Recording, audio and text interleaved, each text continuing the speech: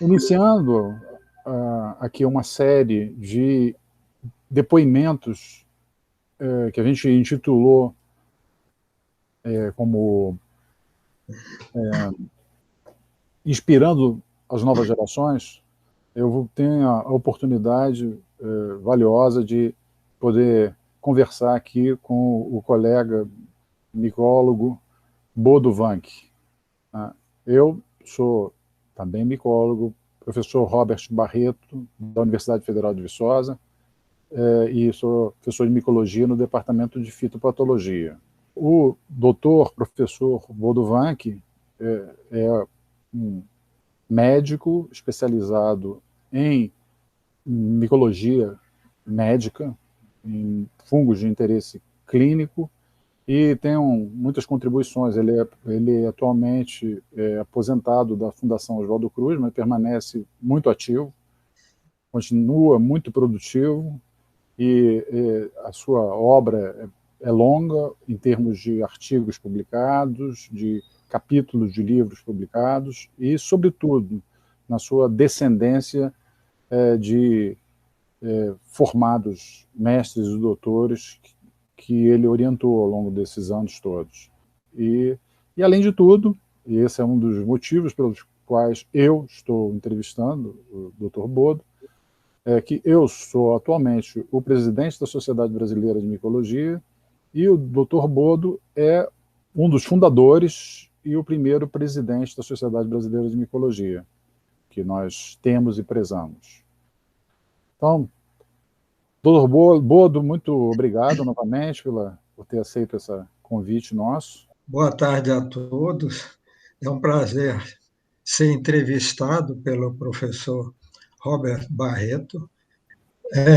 Mas na minha trajetória, muitas pessoas perguntam de onde é que vem esse nome Bodo, né? Explicando melhor, Bodo é um nome alemão, inclusive alguns notórios da seleção alemã de futebol, que foi campeã, né? Tinha um tal de Bodo lá, né? Mas era goleiro, né? Eu não pego muitas bolas, não, mas eu procuro fazer a minha parte, né? E eu morava no interior do Espírito Santo. Na época era muito atrasado, né? Muito pobre, né? E o meio onde a gente vivia era de gente rude, do campo, né? E pobre, né? Isso era, vamos dizer, a característica principal, né? Mas eu tinha um sonho de estudar medicina. Mas como? No Espírito Santo não tinha nem faculdade de medicina ainda, né? Estava em construção, no papel, não tinha ainda começado. Aí eu vim para o Rio de Janeiro, sem recursos, eu fui trabalhar, fiz um bom curso de pré-vestibular e passei bem, né? Aprendi desde cedo, né? Que a vida não era fácil, né? Mas, graças a Deus, eu superei tudo, né? E consegui fazer um bom curso de medicina, né? E depois fui fazer internato na disciplina de doenças infecciosas parasitárias, fiquei um ano lá, adorei, e aí eu cheguei, pensei assim comigo, bom, é essa medicina que eu gostaria de praticar. E, na verdade, foi muito bom. Aquilo é estupim para me empurrar para a micologia, né? Assim, logo depois de formado, me ofereceram uma possibilidade de trabalhar lá, mediante uma bolsa de remuneração, como instrutor de ensino. O que eu não esperava é que 2 meses depois de instrutor de ensino, eu mal recebi o salário, né? Eu fui promovido a auxiliar de ensino, nessa reforma que houve na estruturação ou reestruturação da carreira docente, né? E assim eu comecei na carreira de docente da Universidade Federal do Rio de Janeiro, né? E naquela época, na nossa clínica, diagnóstico de parasita era muito bem feito.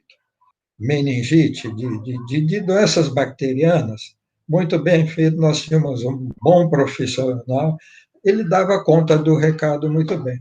Mas quando chegava no fungo, era um desastre. As pessoas se assustavam com o fungo. Eu falei, pô, não pode ser, tem algo errado aí. Nós tínhamos um paciente internado, aí num dia de passar a visita lá, o doutor Valber, infelizmente já falecido, colega nosso lá, ele tinha um outro paciente com derrame pleural que ele tinha que drenar, e para isso tinha que ir lá no São Sebastião, lá no serviço de pneumologia e tisiologia, para drenar o derrame pleural.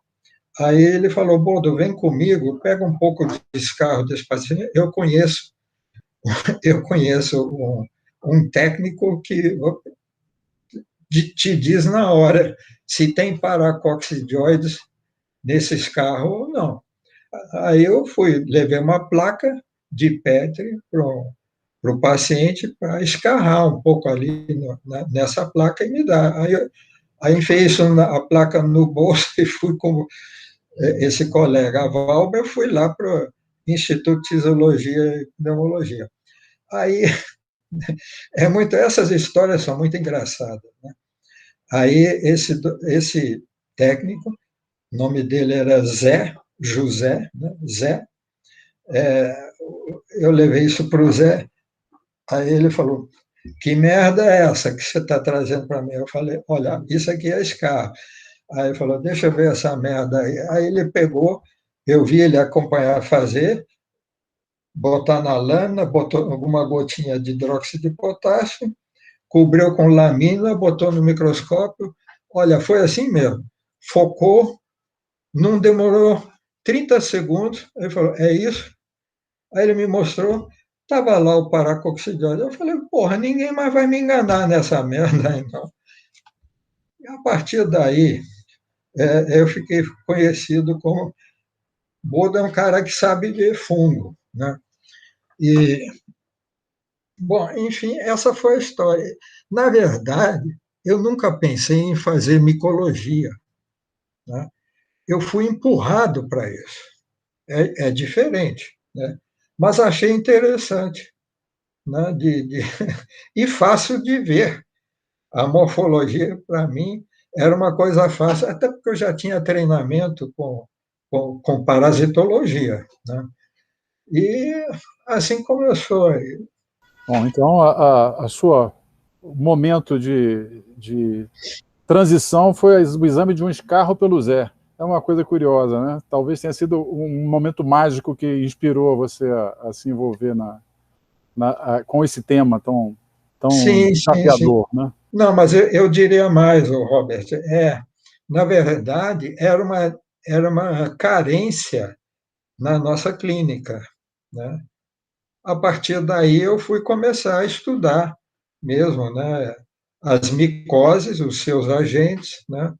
Eu ouvi comentários no convívio, inclusive com colegas lá da Fundação Oswaldo Cruz, em determinada época em que eu fui professor na UFRJ também, de micologia, mas não de micologia médica, na botânica.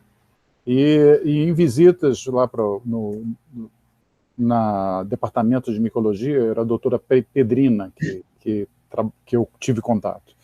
E ela, me lembro de algumas narrativas dela, de como era uma coisa complicada a diagnose de doenças fúngicas e como muitos erros médicos sérios ocorreram por carência de conhecimento dos médicos em geral da etiologia de doenças fúngicas, né?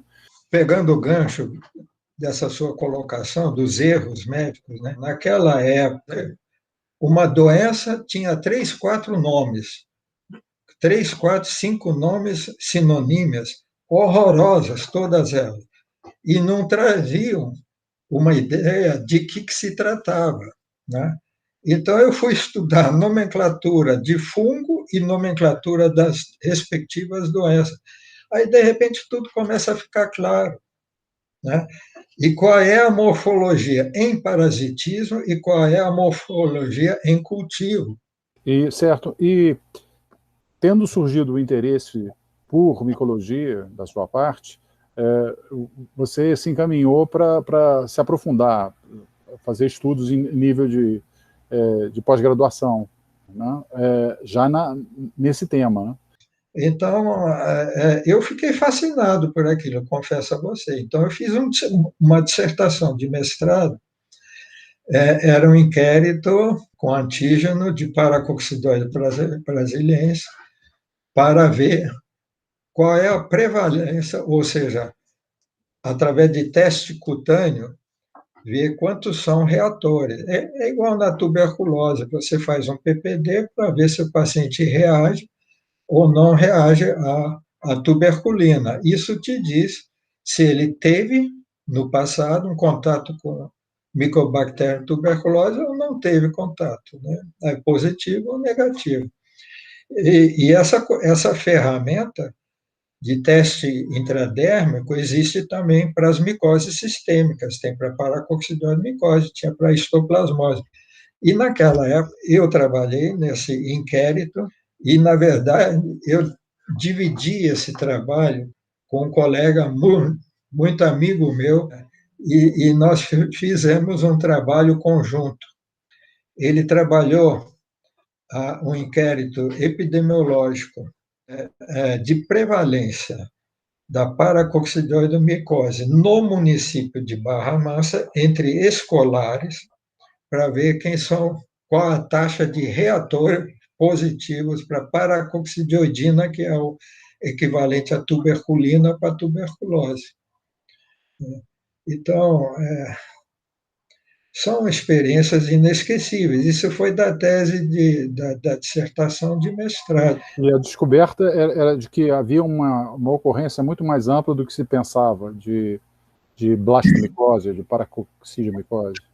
Com certeza. E também a gente achava, porque os livros da época diziam, não, na grande cidade não dá, só atinge o trabalhador do campo. Não é verdade. Então, mas isso pouco depois me foi esclarecido, porque se o homem não vai ao fungo, o fungo vai ao homem, via aérea, né? A tese de doutorado foi em histoplasmose. E como eu não tinha recursos, eu fiz um trabalho de campo montado em cima de um projeto de leishmaniose tegumentar.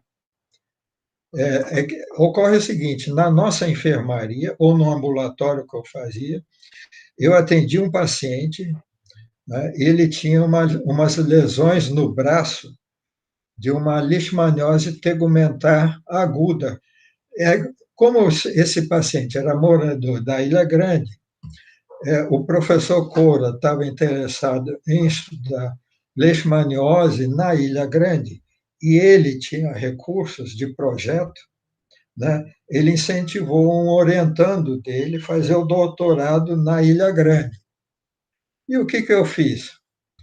Eu falei, vou te acompanhar, eu vou estudar histoplasmose. Ele estudou leishmaniose, né, com captura de animais e tal. Dentro desses animais que ele capturou, tinha 2 espécies novas para histoplasmose. Cara, não tinha a leishmaniose, mas tinha para histoplasmose. Antes de ir para a Ilha Grande, acompanhar um projeto de investigação em leishmaniose tegumentar americana, né, eu estava interessado em galinheiro contaminado por histoplasma, né? Animais cativos também que fossem capturados, ele servia tanto para investigar a leishmania como para investigar, para mim, o fungo, né? A gente repartiu os materiais clínicos ao meio, né? E assim eu descobri 2 animais que não constavam na literatura, 2 espécies que ainda não constavam na literatura, né, de Hospedeiros ser naturais. portador de histoplasma capsulato. E que animais eram esses? São mamíferos? São mamíferos, são roedores. Uhum. E você também estava interessado nos galinheiros, eu entendi. Galinheiro, por causa da histoplasmose, né? Por causa da histoplasmose, que são ambientes favoráveis a criadores de histoplasma capsulatum. Né? Nas fezes, né, dos animais, né? Nos excrementos dos animais. Só que a gente viu uma coisa curiosa de galinheiro lá da Ilha Grande, na localidade de Praia Vermelha. Eu fiz um inquérito lá em população, acho que 80, 100 indivíduos, né? O teste intradérmico histoplasmina, 94% de positividade. Ou seja, muito impressionante. Mas o que tinha lá? Esse pequeno grupo, essa pequena comunidade, tinha 2 galinheiros lá, né? Eu só examinei um. E aquilo, cada mexida ali, está uma revoada enorme de esporas de fungo, e aquilo é inalado pela população. Então, todo mundo está infectado lá. Né?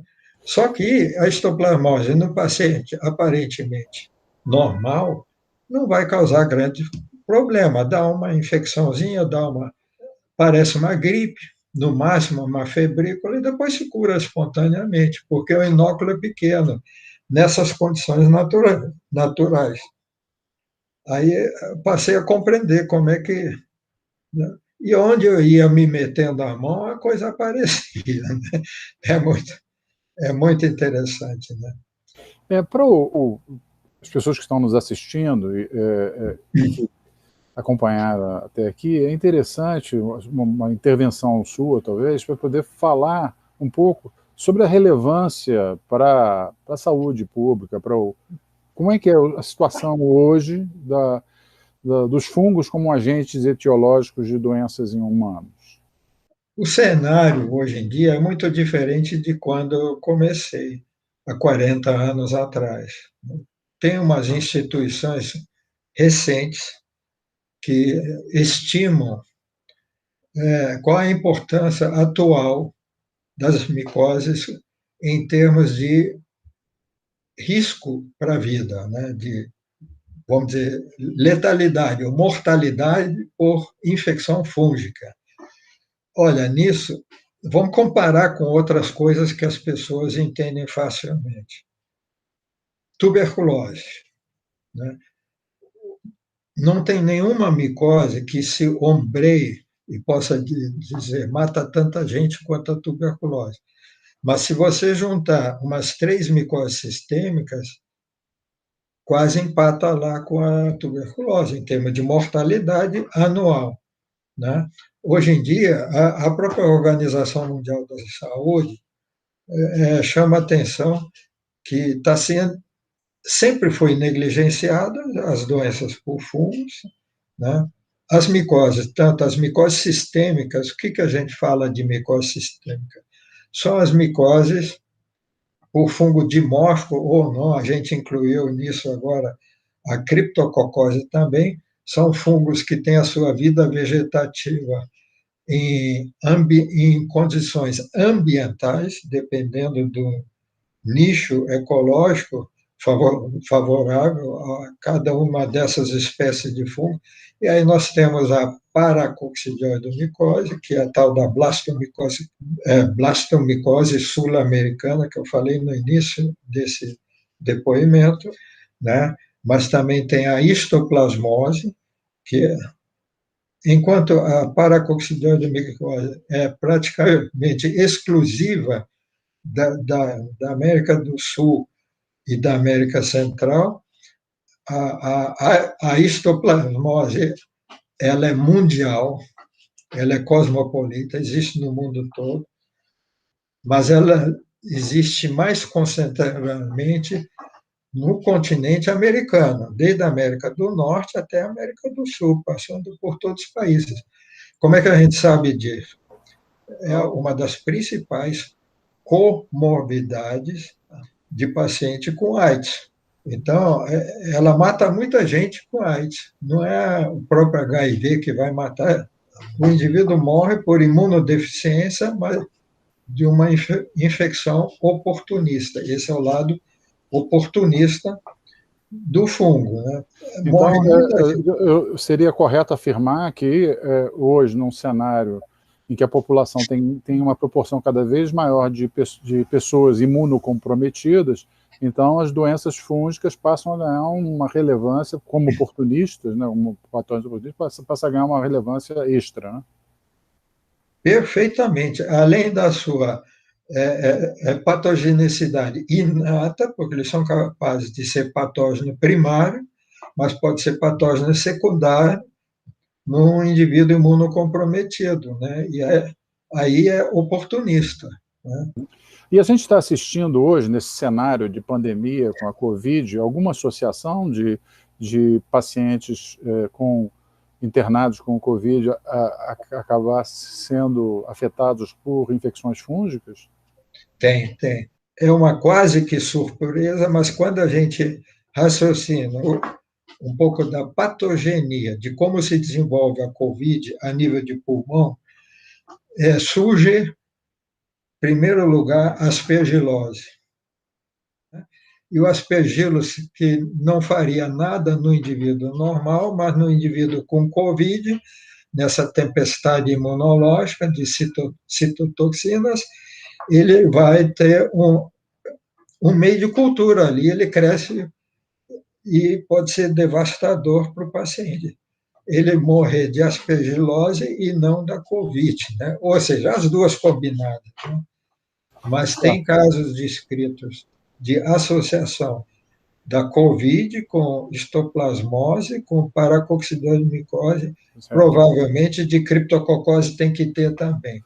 Bom, isso é interessante porque joga um holofote, né, sobre a relevância que as micoses elas podem ter representar um risco maior ou ter uma relevância médica maior do que o público em geral reconhece. Mas agora vamos mudar um pouco de assunto. Eu o vi apresentando há vários anos atrás, num congresso de micologia, a respeito de talvez tenha sido um momento desses eureka seu, de você nos trabalhos que você fez, de detectando a conexão entre tatu e coccidiomicose, né, ou foi histoplasmose, eu não lembro exatamente. Não, era paracoccidiose micose. Essa história é assim fascinante. Em 1991, eu fui convidado por um colega da Universidade Federal do Piauí para dar um curso lá em Teresina, um curso de micologia médica de uma semana de duração, e nesse curso abrangia os principais tópicos da micologia médica, não era só as micoses sistêmicas que eu mencionei aí, mas também as micoses, as dermatomicoses, né? Mas na aula de paracoxe, eu alertei eles. Em 1986, apareceu a primeira publicação que descrevendo infecção natural de tatu por paracoccidioides brasilienses. Foi a primeira vez que encontraram em não humano o fungo, né, em um animal. Né? Então, eu tive a notícia de que o tatu, de alguma forma, está infectado por paracoccidioides brasilienses. Né? Então, eu associei, provavelmente, a casa do tatu tem paracoccidioides brasilienses. Né? Então, eu estava interessado na época em descrever uma microepidemia ou um pequeno surto em caçadores de tatus, né, dessa micose, de paracoccidioidomicose. Então, para minha surpresa, esse curso terminou no dia 2 de junho de 1992.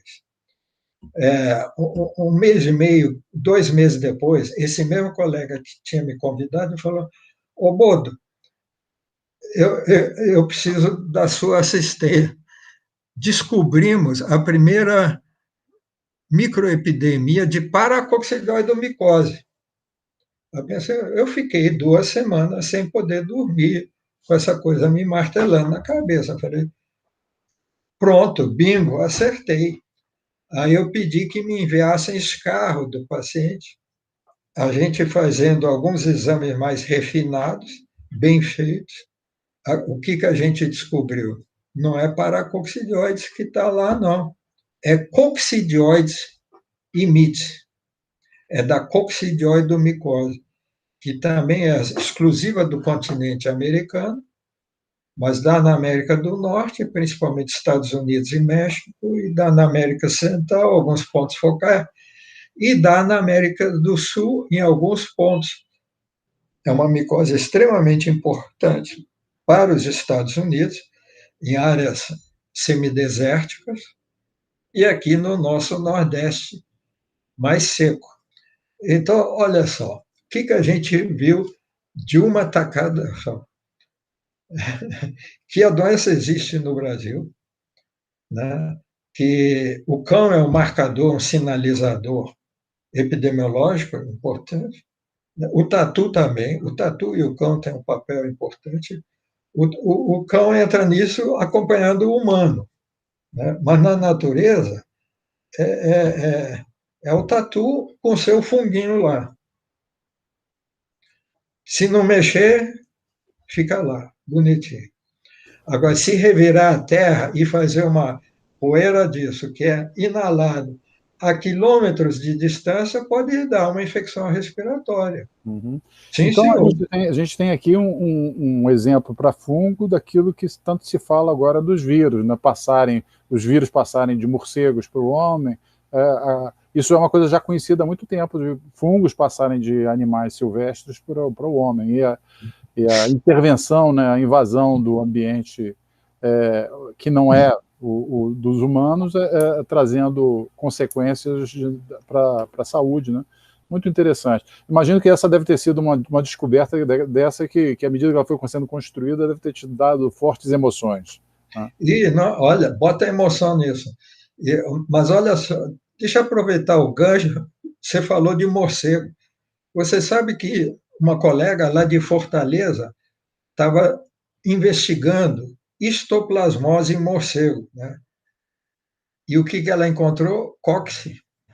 Mas você vê a importância dos morcegos na difusão, na dispersão, né? A possibilidade que o morcego tem de dispersar os patógenos de um modo geral.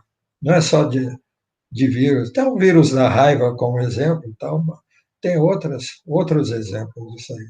Certo. Bom, você destacaria esse pedaço da sua trajetória como um exemplo importante de contribuição científica sua? Olha, mas sem dúvida, né? É o inesperado, porque o que eu esperava? Paracoccidose brasileira. Até no nome é parecido. Achei o cóccix, faltou o para na frente. Não. Eu ia lhe perguntar se nesse processo todo você teve um mentor, alguém que te inspirou, que te orientou e que você gostaria de falar um pouco, prestar algum tributo, ou se a sua construção do seu conhecimento foi uma coisa realmente autodidática e individual, porque isso acontece, os dois cenários existem, né? Às vezes a gente tem uma figura inspiradora, um mentor, às vezes não, às vezes a gente avança sozinho, né? Não sei como qual é o seu caso. Não, eu diria que no meu caso foram coisas híbridas, né? Você perguntou quem foi seu mentor, né? Eu tinha problemas para enfrentar na minha enfermaria, no meu ambulatório, né? E fui atrás, né? Então, qual é o mentor? O meu mentor é aquilo que me empurra, né? Eu tenho que aprender isso, né? Mas meu grande guru, assim, para a medicina de um modo geral, foi o professor Cora, que me ensinou a mostrar, abrir os olhos para aquilo. No hospital é um lugar péssimo para você aprender doença. A doença você aprende no campo. Vai na casa do paciente para você ver, para você entender que está ocorrendo. No hospital você não vai descobrir. É uma visão muito completa, né, do fenômeno da doença, né, e é uma preocupação quase que como se fosse de um naturalista, né, tentar observar o fenômeno como de uma forma holística. Né? Holística, tem que ser. As 3 primeiras publicações minhas, né, são publicações de parceria com o professor Cora em esquistossomose. Claro que eu aprendi muito com isso. Eu transportei aquilo que pode ser transportado, né, para a visão com as micoses. Meu modelo em micologia médica foi moldado ao longo de 23 anos, que eu dava um curso, era uma disciplina do programa de pós-graduação, sensu stricto, né, em medicina tropical do Instituto Oswaldo Cruz. Né? Então, anualmente, eu dava essa disciplina junto com o professor Londero, Alberto Tomás Londero, da Universidade Federal de Santa Maria, né, com o qual eu aprendi muita coisa, mas muita coisa mesmo. Nós éramos amigos, mas muito amigos mesmo, né? E tive vários outros professores que me marcaram também. A nível de professor estrangeiro, eu queria dar meu muito obrigado ao professor Líbero Aiello, um fantástico micologista, que se declarou a mim amigo e irmão brasileiro. Você não esquece essas coisas. A gente já está conversando há bastante tempo, então só antes da gente ter as últimas palavras, eu queria te perguntar alguma coisa sobre o início, a ideia, como é que a Sociedade Brasileira de Micologia surgiu. Ela surgiu como uma inspirada por um grupo de micologistas médicos, né? Eu tinha um sonho de ter uma Sociedade Brasileira de Micologia plural, não só de micologia médica. Essa ideia que eu vendi e sempre defendi. E por que caiu no colo do Bodovac? Né? As pessoas chegaram para mim, eu estou falando pessoas genericamente, colegas bons, né, com a melhor das intenções, né, dizendo: eu fiz uma enquete aí, e a melhor pessoa que apareceu, o seu nome é unanimidade. Você tem que presidir a Sociedade Brasileira de Micologia. Né? Aquilo que a sociedade rendeu, né, eu fiquei orgulhoso do padrão dos congressos que eu pude assistir. Mas fora disso, estão faltando milhões de coisas, ou dezenas de atividades que competiria a uma sociedade brasileira. Que elas virão. Virão. Eu acho que a gente, cabe a nós e os que vão nos seguir de construir uma sociedade que seja realmente, que tenha uma existência duradoura e que seja repleta de atividades e de recursos para os associados. A gente já está muito avançado na hora, nossa conversa foi longe, muito agradável, foi um prazer enorme poder ter esse privilégio de conversar com o Dr. Bodo, né, o criador, um dos fundadores e um dos heróis aí da fundação e dos primeiros momentos da existência da nossa sociedade, e um cientista importante com uma visão, como vocês tiveram a oportunidade de perceber, muito completa da micologia médica e do papel que os fungos têm, né, nesse setor. Né? E certamente o Dr. Bodo, pela história que ele contou a respeito da conexão com os tatus, a gente enxerga que ele também tem essa visão mais ampla da micologia, né? A micologia, os fungos dentro da natureza, né? Os fungos como parte da biosfera, né, e como uma coisa que o entendimento de uma espécie demanda uma visão naturalista, né, uma visão do todo, né? Isso é uma coisa que é muito bacana a gente ter nessa conversa com você. Bom, novamente, muito grato. Se você quiser fazer uso da palavra para dizer alguma coisa para nossas futuras gerações, aí, a palavra é sua. Vamos terminar com ela. Para os jovens que estão começando na micologia, né, não acreditem em tudo que estão lendo, é uma regra básica. Se possível, repitam os experimentos, muitas vezes tem equívocos, né? Então você acha que é uma grande novidade e não é, né? Cuidado com as ciladas dessas coisas, né? Então, os conselhos assim, né? Que eu aprendi na vida, né? Essas coisas não são ensinadas, não tem nenhum manual, né? O mundo está se transformando tão rapidamente, mas tão rapidamente que a gente não consegue acompanhar. Na micologia é a mesma coisa, né? Eu estou achando engraçado, eu teria muitas e muitas e muitas histórias não contadas ainda para narrar a vocês, mas eu fico impressionado por onde eu ando nesse Brasil.